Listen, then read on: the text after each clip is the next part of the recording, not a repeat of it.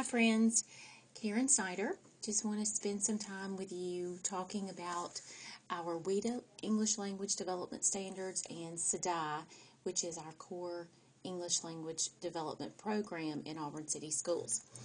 If you'll take a look at the first slide, you see a cartoon, and this is taken from an Albert Einstein quote, but I wanted to share something with you that as we go through this PowerPoint, it's just something that I want you to think about. It's a little story about a principal up in the Northeast. His name was Principal Avery, and he lived in a city and was the principal of a middle school. And as he arrived at school one morning, he saw that the street sweepers had not been by and cleaned the snow off the sidewalk, or the streets, the stairs to the school had not been cleaned. So immediately he, like most people, went about the business of starting to shovel the snow off of the stairs. As he's working diligently, a little voice behind him says, Principal Avery, I need to tell you something. And he said, oh, not now. I've got to get this done. The children are going to be arriving soon. Our buses are almost here. So I need to get busy. Maybe this afternoon we can visit. The voice was persistent. But I need to tell you something. So finally, Principal Avery stopped, turned around, and he sees Jeremy sitting in his wheelchair. He says, oh, Jeremy, what is it? And he said, Principal Avery, if you would shovel the ramp, then we could all get in.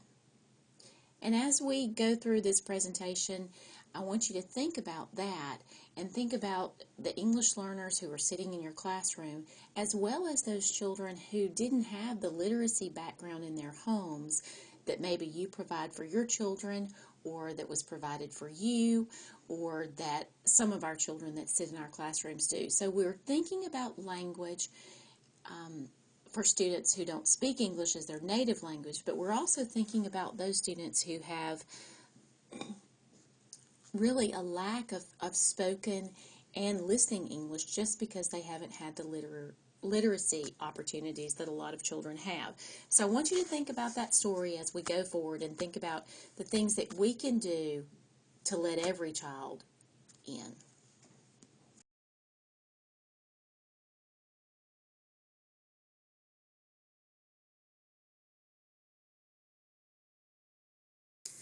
This slide gives you a little bit about WIDA and what that is.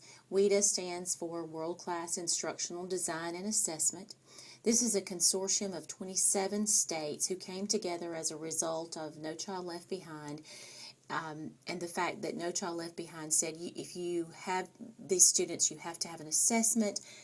We have to have a way to acknowledge and to document the fact that our program is working, that we're doing the things we need to do for our English learners. There is a vast amount of information on this website. You would go to www.wida.us. These are the state standards. These are the core standards that all of your instruction in your classroom should follow. This is not just for ESL teachers. This is more for your content classroom teachers than it is for ESL teachers. So this is a place that you definitely want to explore. On the next slide, you will see the training objectives. So as we finish today, I'd like for us to be sure that we are able to identify the procedures for identifying EL students, talk about the documentation plan, which is the ILAP or the IEP for English learners, be able to talk about and discuss the assessments associated with English learners. The WAPT is a screening tool, and the Access is a English language proficiency test. Then I would like for all of us to be able to name the 5 language standards, the 4 language domains, understand and discuss the can-do indicators, and identify parts of the model performance indicator, as well as discuss and be able to verbalize in your own words to a peer what SDAIE is, just what is that core program. So those are our training objectives for today. You should have a handout that talks about the identification, placement, service, monitoring, and exit procedures of the English language program. I've included for you a picture so that you have an idea. It looks like a flow chart. So we're looking now at slide 5. This is a flow chart of how students are identified and placed or not placed in the English language program. The gatekeeper, or the first line of defense for our English language program, is the home language survey, and that's in the top box. Then you'll see there, if anything is on that home language survey that identifies the fact that a child is communicated with in the home in a language other than English, then that child will be screened with our placement test. From there, there's 2 tracks. You'll see that if English is spoken in the home, no action is needed. We don't do anything. If English is not the primary language spoken in the home, then the students are screened. And based on that screening test, then they would go to the next step. Either the students are identified as a non-float, which is a student who has a second language, but the first time they were identified, they tested as fluent in our English language. So we don't do anything to those students. The process stops there. If there is a deficiency in any of the 4 language domains, then those students are placed in the EL program or recommended for supplemental services.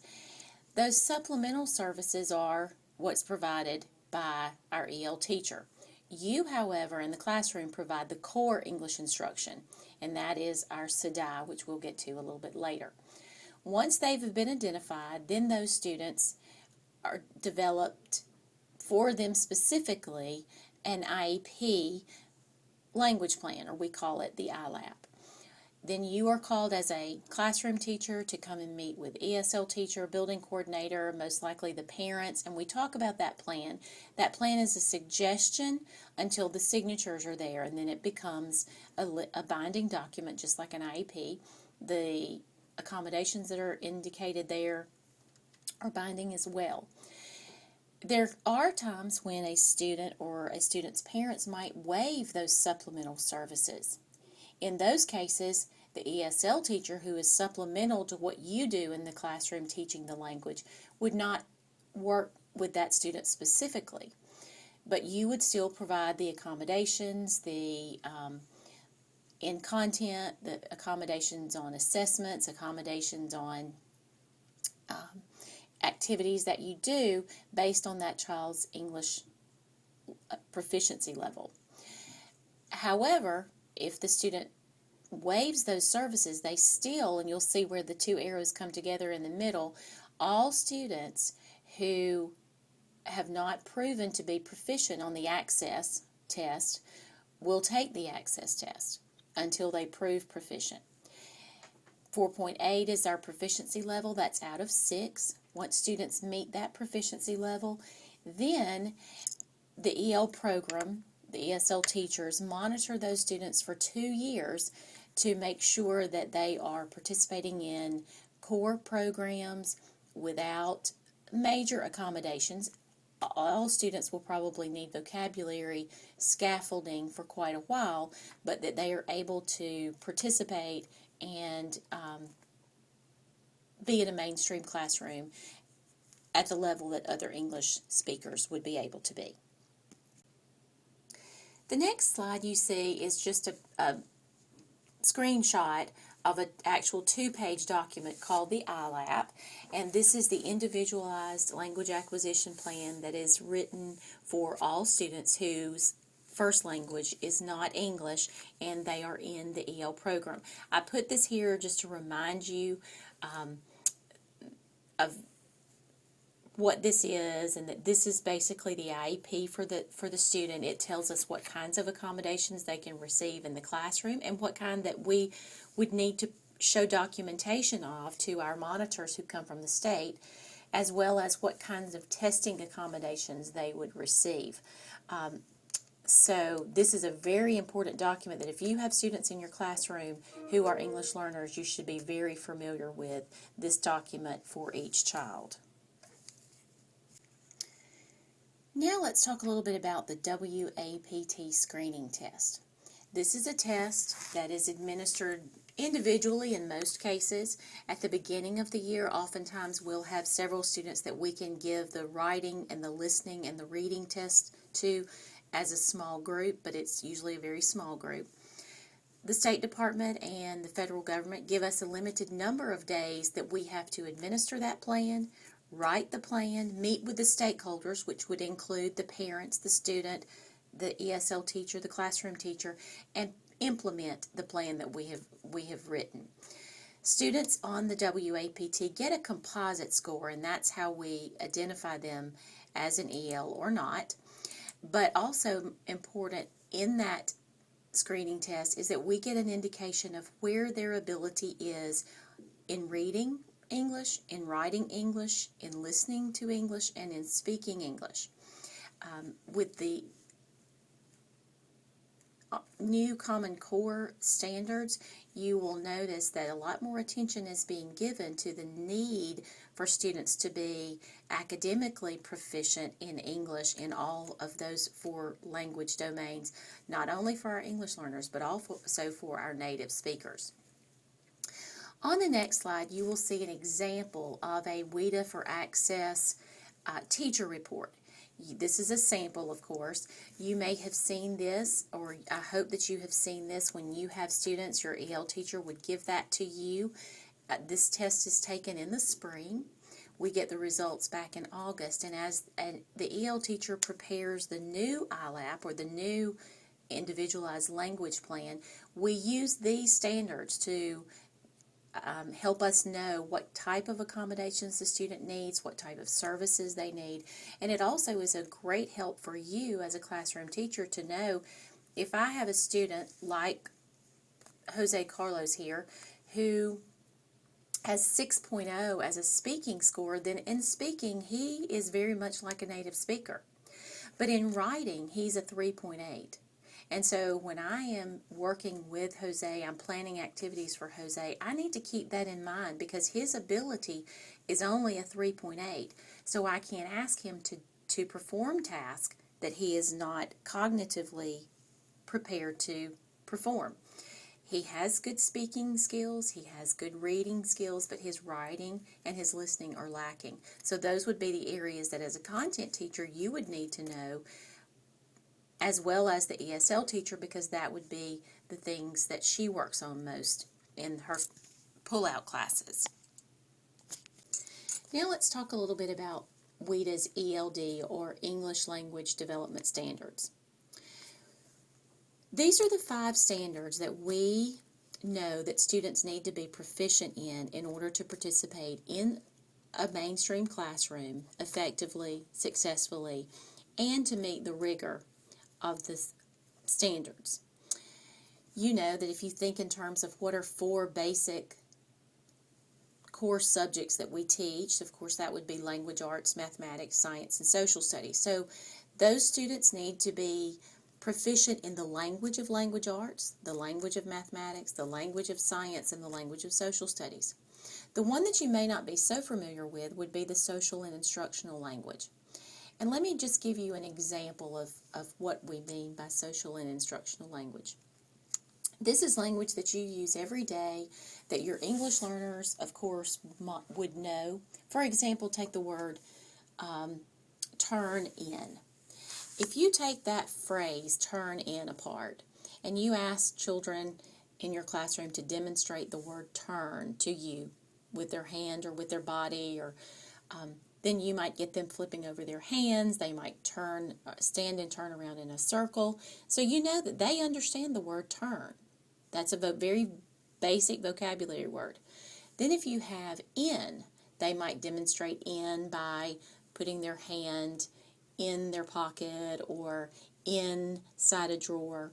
But when you put those 2 things together that we say a million times in the course of a semester, turn in, but they put those together, turn in means something very different when those words are together than they do individually. And that's the kind of social and instructional language that sometimes we have to explicitly teach.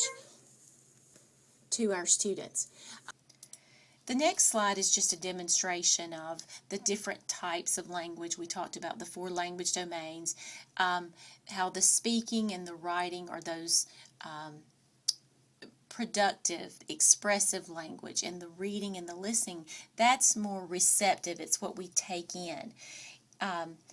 It's much more of a risk-taking scenario for students to speak and to write than it is for them to read and listen, because we don't know how much they're listening and understanding or how much they're reading and understanding. So it's very difficult for us to get a good grasp of how much speaking and writing English students have if they don't have those opportunities to participate authentically in academic lessons and academic situations to use that language. If we look at the next, this slide is just a more concise visual of what we talked about several slides back in the performance definitions.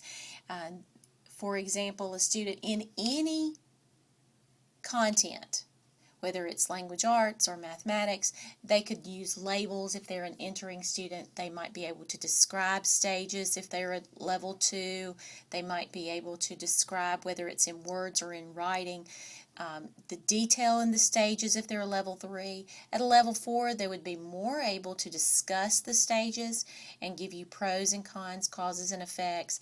And then at level 5, they would be able to take the information, reproduce the stories, add adjectives, add details, add parts of speech that are not necessarily necessary, but that would make a better story. They would be able to really give you some entertaining or language that is more specific and more academic. Now let's talk a little bit about the 4 language domains. If you think about how you learned English or how you learned language, period, or your children or your grandchildren or any students, we all have to learn to listen first. Then we usually learn to speak. And then reading and writing, we hope, kind of emerge simultaneously. That's the best way, research has proven. Many times you'll have students who come to you who are beginning students and they speak very little, they're silent. They're listening first. They're learning language. They're using that receptive language. They're taking everything in. They may even have okay reading ability, so that it's that receptive language. The expressive language, the speaking and the writing, usually takes students a little bit longer to warm up to, for example. I want us to think about those language domains in terms of what we do in our classroom as well. If you look at what you did at any 30-minute block of time today, which of those 4 language domains did your children who you were teaching spend the most time engaged in? Were they listening? Were they speaking? Were they reading? Or were they writing? Well, the new Common Core standards really emphasize the need for our students to be good speakers and good writers. The College and Career Ready standards also focus on the need for students to be excellent speakers and excellent and proficient writers. If you think about where you are sitting today, and how many of you have the job that you have because you listen well and because you read well? Or do you have the job because you went into the interview and you had a good spoken interview, your written communication was good, and you were asked to come back for a second interview? That's something we need to think about, because every student that leaves our campus will need to be able to speak to get a job, write to get a job, and they do more of that in their working world than they will the listening and the reading. If we really backtrack and think about the amount of time that children are connected to the language domains, in our classes, oftentimes they spend more time listening and reading than they do speaking and writing. So that's one of the areas that we really need to focus on, not only for our English learners, but also for our native English speakers that we want to go out into the world of work. Okay, let's take a look at the performance definitions. I want to start down at entering. I'm looking at slide number 11. If you have a student who is just now entering our schools, these are some of the types of things that you could expect this student to do. They could make meaning from pictures or graphic representations of the language. They might use words or phrases or chunks of language when they have one-step commands. They might be able to answer the WH questions, who, what, where, when, why, or yes and no. Their oral language is going to have syntax errors, semantics, and sometimes you won't even be able to understand without a combination of all of those. Those would be the types of expectations you might have from a 1, an entering student. The majority of our students come to us, if they come to us at your level in the secondary schools, most of them have had some exposure to English if they come from Asian schools. If they come from a Hispanic background, then there are so many cognates that they usually have this developing knowledge, that they have some general language, some specific language of content areas, especially if they have been in school. They can talk to us in some expanded sentences. They're reluctant, but they can do it. And they have that ability as far as listening as well. Their oral or their written language may have some meaning and syntax errors that we aren't sure we understand, but that we do get a gist of what they're trying to communicate to us. And then you go up the continuum. So that gives you an idea. If you look at that score sheet from the access test that I showed you earlier in the slides, it'll give you an idea of the expectations that students would be at in those particular bands of proficiency. The page you're looking at now is the Social and Instructional Language Summative Framework. And what's most important that you see here is if you look in the left column, the far left, you see the 4 language domains: writing, reading, speaking, and listening. Then you see example topics. And again, this is from Social and Instructional Language. So let's look at school life. For example, a student entering in level 1 would be able to make lists associated with school life from visuals. They might be able to pull things in from pictures that demonstrate school life. At a level 2 related to school life, they might be able to outline or complete graphic organizers about school life. And at a level 3, they might be able to talk about the different aspects of school life, but they would still need those visuals, those graphic organizers. In level 4, they might suggest changes. It would be better if kinds of activities. And in level 5, they would be very much like a native speaker and would be able to propose changes to school life, give reasons, examples, why they made those choices, maybe quote policies or procedures. And this going all the way across that I just read to you is an example of a strand. Now each one of these little boxes is an MPI. It's what we call a model. Each one of these strands that you see, like I just read to you, the example topic didn't change. How we ask the children to respond to the example topic or the content did change based on their language proficiency. Now, if you'll look at the top, you see the red box outlining one particular box. That's an MPI. That's a model performance indicator. Now, let's take a look. Every model performance indicator, every one of those little boxes inside the WIDA standard framework has a language function that describes how the students are going to use language to demonstrate their proficiency. It has a content stem, which tells what content standard? Is it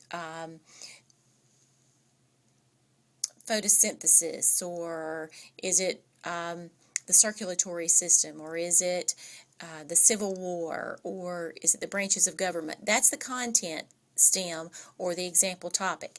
And all of them also have a support, which is that scaffold, that help that our English language learners need for them to be able to understand and make sense of the content STEM.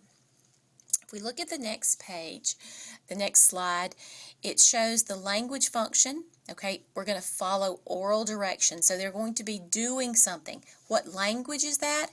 They're listening. Then what's the content STEM? That's to design area maps. So the content that they're working with is designing maps. Now, what is the instructional support? That's what you see in purple there. That's using manipulatives and illustrated examples also in small groups. So actually they have two supports there. In that small group, they might be working with another student who has their same native language, but yet they're trying to produce a piece of work that's in their target language, or the language that they are trying to learn. So if you look at the framework of the WIDA standards, each one of those little squares contains what language they're going to use, whether it's listening, reading, speaking, or writing, what's the content, and what I'm going to provide as the instructor to give them that support that they need.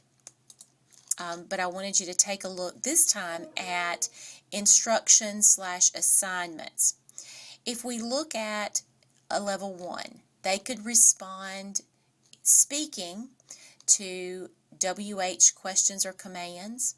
They could tell us oral instructions with some visual supports about instructions and assignments. A level 3 could recount the steps by speaking of the directions, and but they would also need that visual support. At a level 4, they would be able to summarize the oral instructions rather than recount them step for step, using conjunctions and sentences that bridge together. But they still might need that visual support. And you'll notice that in level 5, that support is not so much there. So the important thing for you to notice is that the lower the level, the more support they need. But it doesn't mean that you take away the support ever. Now let's look at the next slide. The model performance indicator language function says describe. So in this particular model performance indicator, the students are going to be using spoken language. They're going to describe using words the objects in the sky. However, they will have an instructional support, and that will be the photographs or the models that they have. Okay, so now we know that they're using their speaking language. Let's look at the next slide. The content. What's the content? They are talking about, in science, the objects of the earth or sky. So that's the content. And in each strand, in each model performance indicator across this strand, what doesn't change is the fact that they're using spoken language, they're teaching the same academic objective of objects in the sky, but the support might change. For example, you might have less, or you will have less supports the higher that you go. So the objective here, the content STEM, is objectives of the earth sky. If we look at the next slide, we see the support or the strategy. And what we're going to do to offer this child some support so that they don't just have to depend on the spoken language that they are not proficient in, we're going to offer them to use observations that they've made. They maybe have taken notes in their first language. We're going to show them, have them photographs, or they might need models that help them to give them a scaffold or some type of performance support that they can use when they are meeting our demands for what we've asked them to do. So that's a brief description of the WIDA standards and how they are organized. Now let's talk about what you're responsible for. As a content teacher in Auburn City Schools, you are responsible for teaching the core English language program. And what that means is you provide instruction that teaches and introduces both the language and the content at the same time. Now, your instruction would focus on teaching the academic content rather than the English language, but English acquisition is one of the instructional goals. Now, what does that actually mean? When we look at the next slide called support examples, it means that as you're teaching the content, that you are using real-life objectives when possible, using manipulatives, using pictures, pictographs, illustrations, diagrams, drawings, physical activities. You might be using films to build prior knowledge or to attach new learning to old knowledge.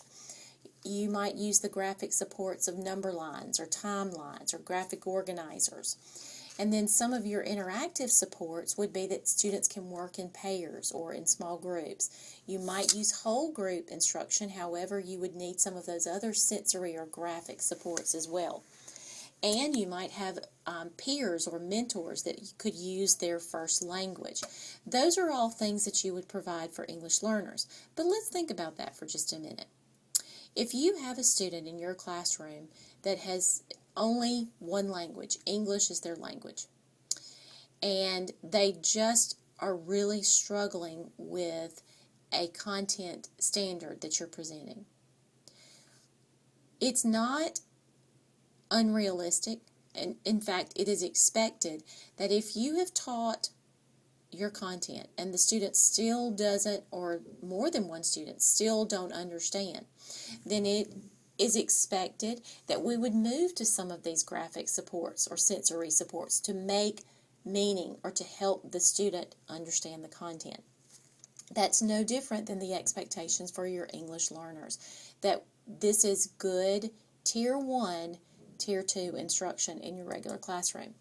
If we look at the next slide, these are just specific examples of some sensory supports that you might provide. Just gives a real glimpse of very specific strategies or supports you can use, and it divides them into the language art, the language of math, the language of science, and the language of social studies. So these are the kinds of things that you would provide as you're teaching the content. These help the students understand the language of the content while understanding the content as well. If you will, you have a handout called SDAIE Self-Assessment. What I'd like for you to do is think of a day in your world at Auburn High School and look at these different strategies for making the content that you're teaching comprehensible to English learners. If there is something on that first column that you never use because you either don't know how or you just have never thought about that as a good strategy for making content comprehensible, I'd like for you to circle that. And I'm going to ask you to leave these so that we can get those here in our office. Then I want you to look at the second column, language domain opportunities observed. How many times, and I want you to put a number out here, how many times in a week do you allow students speaking opportunities, not just about what went on during the week, but real speaking opportunities where they have to know content standards? And put a number out there. Then listening opportunities. How many times during the week do your children listen to content? How many times do they write about content? And how many times do they read? The writing could be a simple exit ticket. It could be a journal exchange. But how many times do we do this? Then I want you to look at the next one. This is the Marzano strategies. How many times in a week do you use those particular strategies. This is just your average week. And then I want you to think about the instruction setting. How often do I have whole group instruction in a week? Say, is it every single day? So that would be 5. Small group instruction. Say I have whole group every day, but I had small group 3 days at the end of class when we did whole group instruction. So that one might be 3 out of 5. One-to-one instruction. How many times do I spend in a week on average with just one student because that student has a specific need? And then so on. Then I want you to put a check mark, if you would please, in the course that you teach at the bottom. I don't need your name on this anywhere. I would like for you to put Auburn High School. But this is strictly to allow us to make sure in our department that we're providing you with the things that you need to teach in this way. And I believe you probably will have 2 copies of that. So one is for you to keep, and one is for you to leave or make sure that Dr. Freeman gets that so that it can come directly to my office. So if you'll take just a minute to complete that self-assessment. Now let's look again at an Access for EL's English Language Proficiency Test Teacher Report. You've seen the framework now. You have a better understanding of what the expectations for students are. I hope that when you look at this particular teacher report, you can say, okay, this is a student whose writing is a 3.8, their speaking is a 6.0, so maybe I, with this particular student, have a journal exchange rather than a conversation. Maybe as an exit ticket for this student, I just say, tell me 2 things that you learned today, or 1 thing that you learned today. But this is what you need to know about where they are with their language domains. You will receive also some can-do descriptors. Now this one that you see on the next slide is for 6-8, and you'll see that the strand going across is listening and speaking is under that. And it just gives you some ideas of the different types of expectations you can have for students. If we go back to Jose Carlos, we know that in listening, he's a 4.1.